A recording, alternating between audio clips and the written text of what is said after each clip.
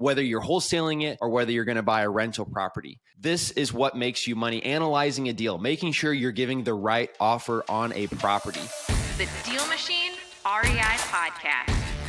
Everything you need to know to get started in real estate investing.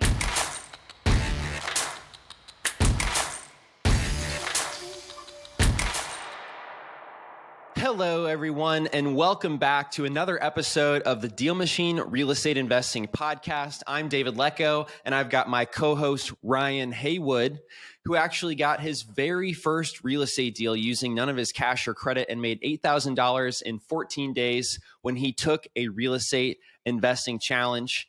And I'm here on my side with 9 rental properties. So taking different approaches, Ryan's done almost 400 deals. And I've learned a ton from building this app that's helped people close 10,000 deals since 2017. And we're here to talk to you about the very next step in your real estate investing journey. Now, we've talked about getting started. We've talked about lead generation on past episodes. We've talked about direct mail to reach those distressed property owners and getting a deal that is discounted so that you can make some money. We've talked about answering calls and how to do an appointment with a seller. And so now we're going to talk about a very important step. So Ryan, I'm really curious, how you doing today? I'm doing great. You did misspeak once, though. It was $8,500. And the $500 makes a difference. Yep, makes a difference. I mean, on a per day average, 14 days, $8,500. I mean, that's hundreds of dollars more per day that you actually earned. Yeah, absolutely. Yeah.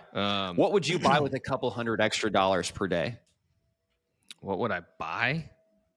Mm-hmm. Couple. If you just all of a sudden had like $200 sent to your house every day, what would you buy? Dude, I don't know. Can it be anything, or does it have to be something tangible or intangible? Is intangible a word? Mm-hmm. Well, it could be something like a new Carhartt hat with a different color for every day of the week, like the one you're wearing right now, but different colors. Yeah, they make different colors, right? Or I could do a DeWalt hat, because DeWalt are cool tools that we use. Oh, that's great. I just answered the question. I would buy more tools. Yeah. $200 extra a day, I'd buy more tools. Mm-hmm. So I just bought a espresso machine. And so I would probably, I would have to answer that because that's just what I bought. So I'm really excited. I haven't used it yet. It's going to take some artistic and some development of skills. I don't know how to use it. There's a lot of buttons on it. So I'm waiting until this weekend to give it a try for the first time. Oh, I'm excited for you to give it a try. And when you master it, I'm excited to give it a taste. Yeah. Come on over and I'll give you a taste. I just took an espresso class, actually, and I learned some very basic skills, which helped me realize why my drip coffee at home doesn't always taste the best. You're supposed to measure it and follow a recipe when you ground your beans. I was just grinding it for whatever time on the timer felt great, dumping it all in the filter and then letting the water run through. But in my espresso class, I realized you're supposed to follow a recipe. And if it's too strong, you measure out the same amount every time, but you just change the coarseness of the beans. And then that determines how fast the water flows through, which makes it stronger or weaker. I'm going to make a confession. I know this is totally off topic, but the grinding of the beans became such an important part of my coffee that I went out and bought a $2,000 coffee grinder. You did? That's no joke, dude. $2,000? Are you serious? $2,000, and Megan will not let me keep it in the kitchen. It has to stay in the garage. Is it really big? Yeah. Okay. So really you bought like an old school barista commercial grade grinder is what it sounds like. Commercial grade burr grinder. Yes. But man, let me tell you, coffee's consistent. So that thing, if it was that expensive, can probably do espresso as well, right? It can do espresso, it can do drip, it can do all of it. Yeah, that's amazing. I think this is a good point to say, anyone listening, we'd really like to hear from you. Direct message at Heritage Home Investments on Instagram, direct message DLeco on Instagram. Tell us, what would you do with a couple extra $100 to your house every day? Because honestly, that's actually the result of analyzing a great deal. Getting a great deal is the way that you can build wealth, and a lot of wealth right away in real estate investing. Yep. I'd love to hear what some people say. I wonder if we've got some coffee drinkers listening. I'm sure we do. Yeah. And if we do, tell us what kind of coffee you like to drink. Tell us about you. I love it. So when it comes to analyzing a deal, can you give like a very quick breakdown of just in general, high level, what are the basics? There's a couple components, key components to analyzing a deal that you need to have a general knowledge base on. ARV, after repair value. Rehab estimate is another piece that's going to be important. Those two pieces in and of itself can get you a really good base of where you need to be in buying this property. You need to know what it's going to be worth when it's done, but you also need to know what it's going to take in terms of rehab to get it close to that ARV number. So those are two very important numbers that you need to familiarize yourself with. ARV is it is a tricky one, but also so is getting any kind of a rehab number. It's a tricky task to figure out, but there are ways to do it quickly and easily. So, okay. In other words, there's a basic formula. You've got the after repair value, which you can get by looking at similar properties, similar square footage, similar beds and bath within a mile radius, for example. And you see what those sold for in the last, 3 months? And that's how you could get an estimate on after repair value, right? Correct. Now, check out the pictures too, because if somebody sold a property that was not in good condition, you would want to exclude that from your calculation of ARV. Yep. Then you subtract your repair costs. And then you'd also subtract your profit. And then that's when you would offer that final number. Is that correct? 3-part formula. Yeah, it's 3 parts. So you have your ARV minus ARV. We got to talk about the 70% too. So you're never going 100% ARV. So let's say an example, we're going to use $100,000. Let's say you've got a property that could be worth $100,000 when it's all said and done. And you're going to take that times 70%. And so you're going to have 30% equity in the deal when completed.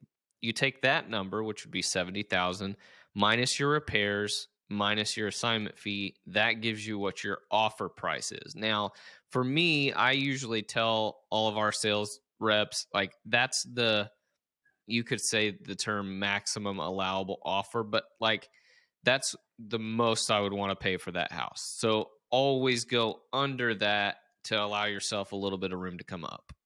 Love it. So 70% is like the oops factor. If you misestimate the repair costs or you misestimate the ARV, that 30% is actually the oops factor. It's also the profit margin, but it gives you a little bit of cushion.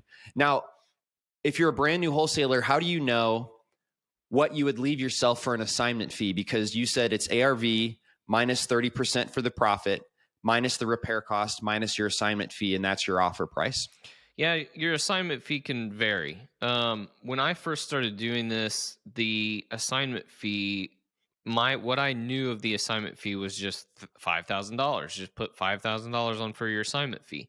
As I have evolved in this business, I have learned that the assignment fee can literally be anything. Like we've done deals for 5, 10, 15, 20, 25,000.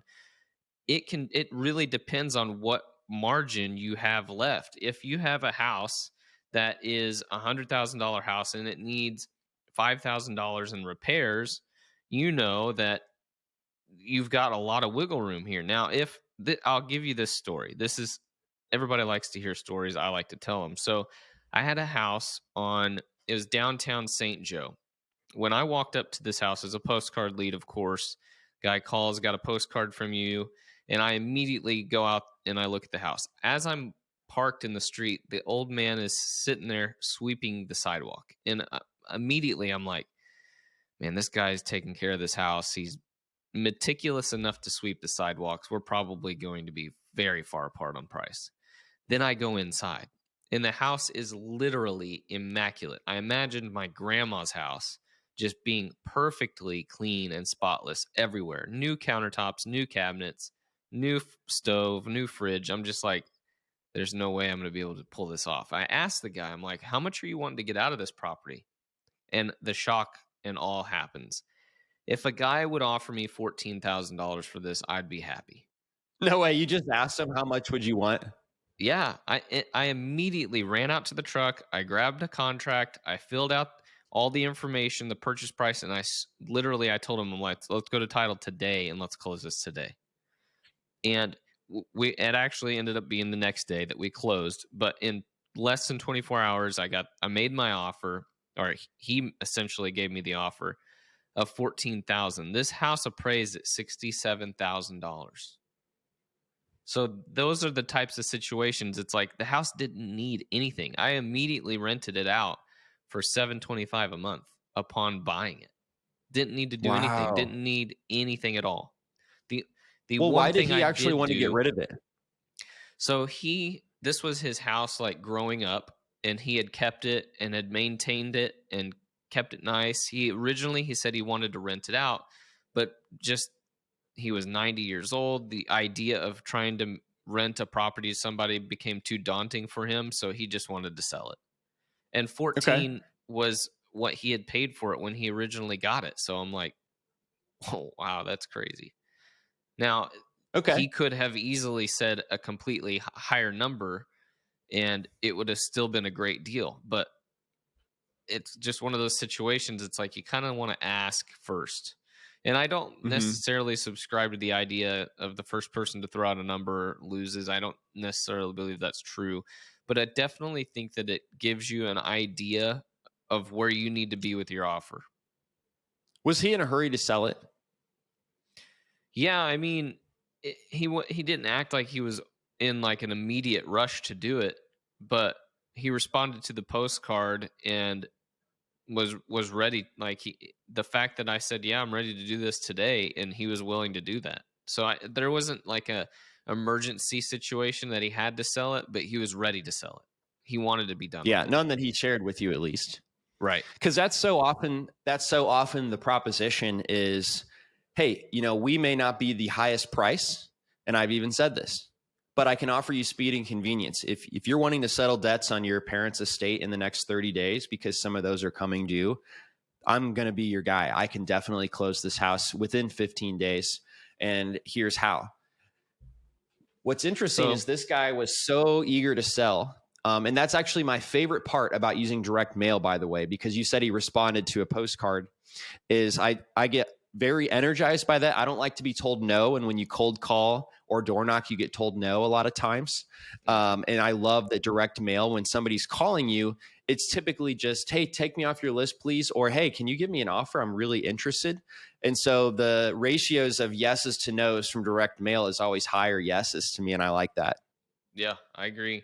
Everybody knows by now I've been mostly direct mail on all my marketing. And it's so fun because, on a direct mail, when they're calling you, there is some motivation to sell right there. It's either they're motivated or they're calling to tell you to take them off their list.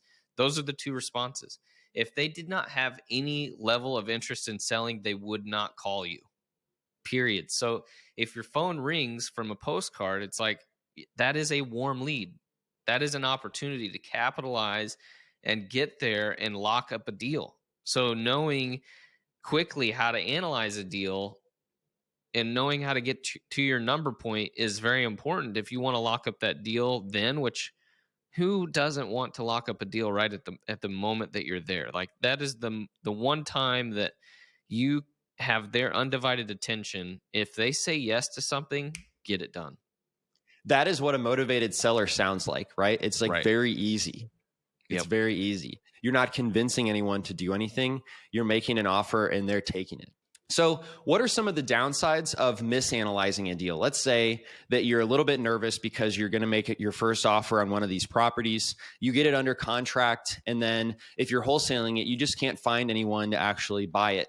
What do you do in that situation? And has that ever happened to you? Yeah, misanalyzing still happens to this day. Sometimes we overvalue or overestimate the rehab costs, and like that makes you could take. I want to run numbers on this actually. So let's say you have $100,000 house, you run 70% of the ARV, so that takes you at 70,000. Now, at that 70,000, let's say you miss and overestimate or underestimating rehab costs is always the worst. So let's go with that. So let's say the house you estimated as it needs $15,000 in repairs. So that takes you to 55 minus your assignment of 10,000. Underestimating is so often happens. So that takes you to 45K maximum allowable offer, right? And I always say go under that. So you're going to be like, let's say 40,000. You're going to make an offer of 40,000. They might actually take that. You want to know why they're going to take that? Because they know that it needs more work than what you're saying. So the reality, you locked up a deal too high because you underestimated your repairs. So if you found a way to estimate your repair costs accurately, and you're starting out at 70,000, and this house actually needs 35,000 instead of 15, minus your $10,000 assignment, your offer price looks significantly different. 40,000 versus 25,000. That's a big gap. Yeah. But that's the gap for an investor coming in saying, is this a good deal? If you show that house to somebody and they're like, where do you get $15,000 for repairs? Because I'm like looking at it and I'm seeing $35,000 in repairs. It needs this, this, and this. The big ticket items, I think we've talked about that before, like knowing an average for the big ticket items, electrical, water, HVAC, a roof, like all four of those need done before you even start painting the walls inside. So like that is where it does take some time to hone in on like estimating rehab costs, whether that's just a simple formula of $35 per square foot for this level, 45 for this level, 55 for this level, but having some basis to get you to a ballpark, an accurate ballpark when you're walking or analyzing a property. Okay, this needs this, this, and this. That's going to tell you you want to be as close to accurate as you can on rehab costs, because that can absolutely make or break a deal. Yeah. Yeah. So I actually offered on this house 55,000 at first. And I felt like a little bit weird because that was a pretty low offer when I knew this house ARV was 160. But then I realized that they had smoked cigarettes and that the walls had permeated through with that cigarette smoke. And you can't just paint over that. That smoke will continue seeping through new paint. So then I had to drop it $10,000 more after I had it under contract. And I called them back and I said, hey, I've had a few days to have contractors run through this house and get estimates. And I'm not really sure how to say this news. It's not great news. Like, how would you like me to deliver this? And he was like, well, just come out with it. And I said, well, I really want to do this deal. I've got to do it at 44 instead of 55. And here's why. This drywall needs replaced, or it needs some type of really expensive commercial treatment to get rid of that cigarette smoke. And so he kind of paused. He took a day, and then I think he finally came back and grumbled, but he was like, let's do the deal. And so we got it done at 44,000. So one of my cases, I misestimated at first, got in there for the inspections, realized it was more than what I had actually estimated at first. And so I had to drop the offer price, and he still took it, which was great. That's awesome. We lost a deal this week due to overestimating rehab costs. Like I'm really sorry to hear that. An ARV, like we said, ARV was about 145, and like you just learned. So 145 times 70%, that takes you to 101.50. I said repair costs of 80,000 because it needed everything. It needed electrical, plumbing, all of those things. So that took me down, before an assignment fee, down to 21.5. So then I put a 10K assignment fee on there, 11.5. So I made my offer at 11.5. And the guy came back at 16, and I'm just like, man, it's too tight. I don't think I can do this. The next day, the house sold to another investor, and I'm just like, what? Why did I miss that? Well, then I'm looking at my Mm-hmm. numbers, and I've done a duplex that was a complete gut, like on both sides, and the rehab cost was $92,000 for both sides to be completely rehab. Well, why would a single family house, less square footage, cost 80 that needed complete gutted, and a duplex that was double the square footage, double everything, needed 92? I'm like, I overestimated my.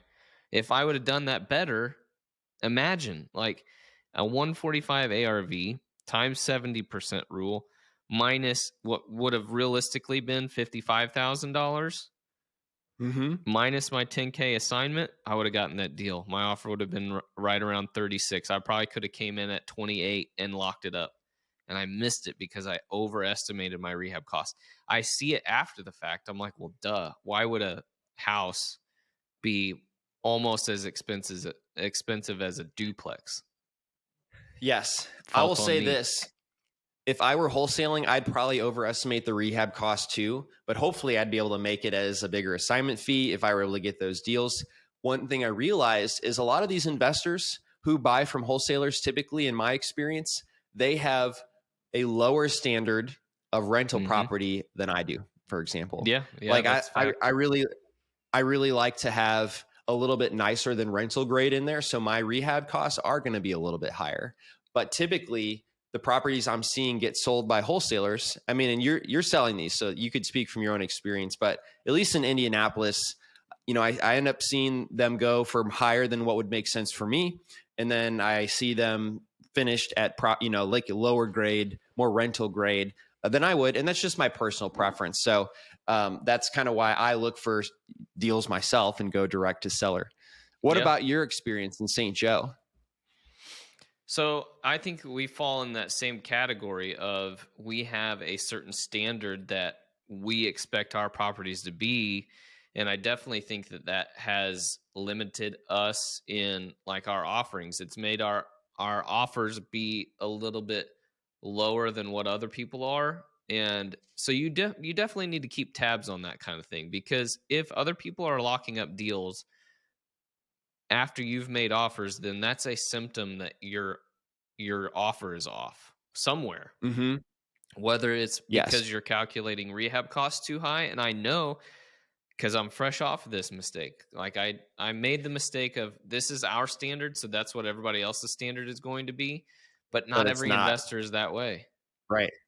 and it Yeah, like sucks. I think a lot of hedge funds will buy these properties at way higher than what would make sense for me, because Right. I think they're just trying to make an appreciation game and get as much Correct. exposure to properties as possible. So that's an Yep. example where just their filter through how they're making decisions is totally different than mine.